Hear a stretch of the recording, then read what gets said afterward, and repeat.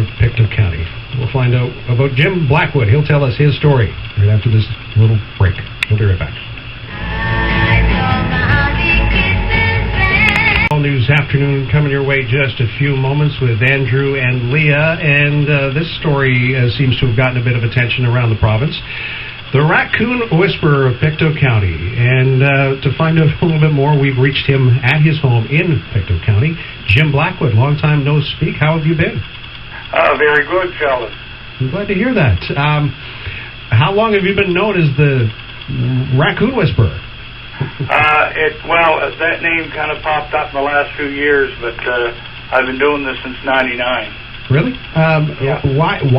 Well, my late wife started it, and when she passed away in 2003, that was one of her requests that I look after her furry friends.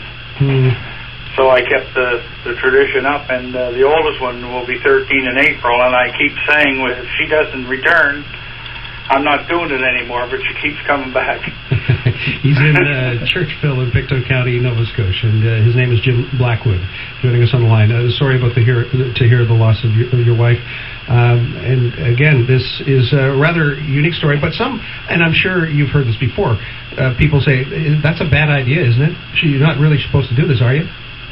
Well, there's no law saying you can't, but I'm out in a very isolated area, and it's not bothering any of my neighbors. And but I only help the ones that seem to be starving, and I give them a little boost for the winter.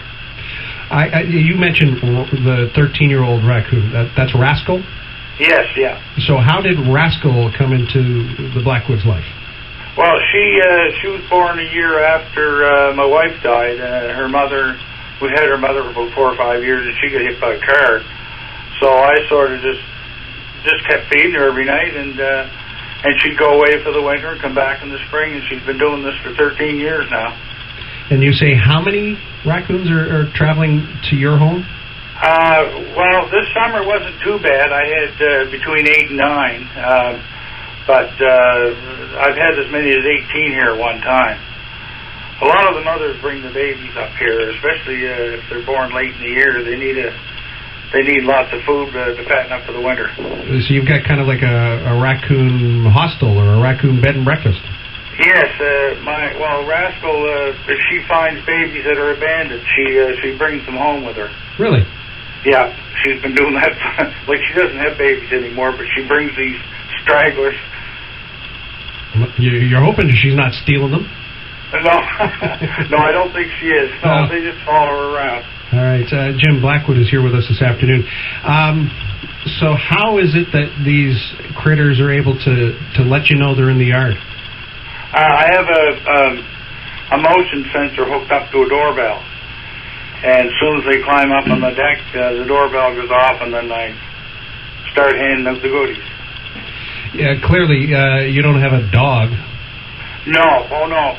My neighbor has dogs way across the street, and if the dogs bark, they disappear. And these raccoons, I know raccoons can be quite disruptive. In some cases, if they get in your home, they can be quite destructive. Oh, yeah. I allow them in the home supervised.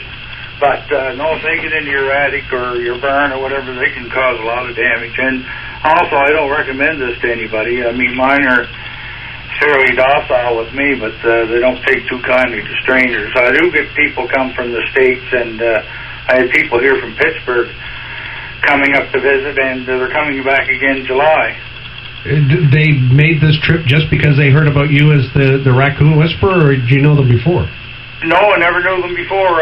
They saw me on Facebook and asked to be a friend, and I friended them, and then they were watching my videos on Facebook and YouTube. And they decided to make a vacation of it, so they're coming back again next July to do it again. Well, here we go. We don't need a ferry for tourism. We've got Jim and his raccoons. I have people from all over the world watching my videos. Wow. Not a surprise. People love their critters, and raccoons can sure be cute. You don't worry about a mess? No, they don't do anything around the deck or my yard. It's all done in the woods. There's a new joke. There's a raccoon poo in the woods. We've got Jim Blackwood here. He's known as the raccoon whisperer of Pictou County. So what do wild raccoons eat at your place? They eat. I started off with peanut butter sandwiches, and then I buy chicken hot dogs, and I cook meals for them. I'll do hamburger helper, sausage, and I have cooked vegetables for them. They don't like anything raw. Hard-boiled eggs have to be hard-boiled and peeled and cut up for them, and like they're very spoiled. It sounds like they're kind of finicky. Oh yeah. Rascal won't eat any peanut butter sandwiches unless the crusts are cut off. That is ridiculous. Yeah, it is ridiculous. And I do it for her, too. Well, I won't call you ridiculous for doing that. Clearly, these are bringing something into your life. What is it?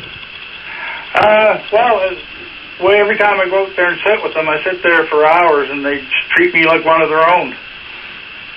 And that gives me a good feeling. And do you eat your peanut butter sandwiches without crusts? No. You're not that picky. No, crust and all. There have been a few people like Hope for Wildlife and others, the Department of Natural Resources. They don't recommend this. No. I've talked to Hope several times, and I've had her help me out with some injured raccoons and had them transported up there. In fact, I had 4 babies here last summer that I looked after over the weekend and had them transported up there. Nora wants to know, do they drink water? Oh, yeah, but I have a brook and a river that runs through my property, but I keep water out for them as well. Well, it is a fascinating story, and I'm sure that you're getting even more attention these days with the media coverage. Oh, yeah, I'm getting lots of subscribers. I'm way over 2,300 now on YouTube alone. Wow. And I guess the last question, we're getting close to Christmas. Do you do something or anything special for your raccoons at Christmas time, Jim? No, they're gone to sleep. Last year they were here for Christmas, but because of the cold, they're gone to the dens. So you haven't seen them for a few days now? Not since about almost 2 weeks now. Really? You miss them? Not really. I'm saving money. Cost me about $300 a month to feed them. Really? Oh, yeah. That's a lot of peanut butter sandwiches. Well, not only that, I give them kibbles, mitts, dry dog food, and there's other things that run the bill up. Well, it is a fascinating and entertaining story, and I'm glad that you were able to join us on the radio to tell us. Well, thank you very much, Sheldon. All right, sir. My pleasure. You take care. Okay. Bye-bye. Jim Blackwood, as he told us, he has nice little family of raccoons who come by every year, and repeat visitation, and peanut butter sandwiches without the crusts. Finicky. What? Finicky. All right, we're all wrapped up for this day. We sure did cover a lot of strange ground today together.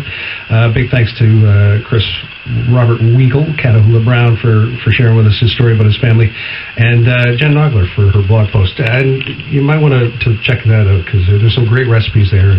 My recipe comes from the Old Dutch popcorn twists, and right on the back it tells you how to make your own caramel sauce, and we affectionately call that Christmas crap.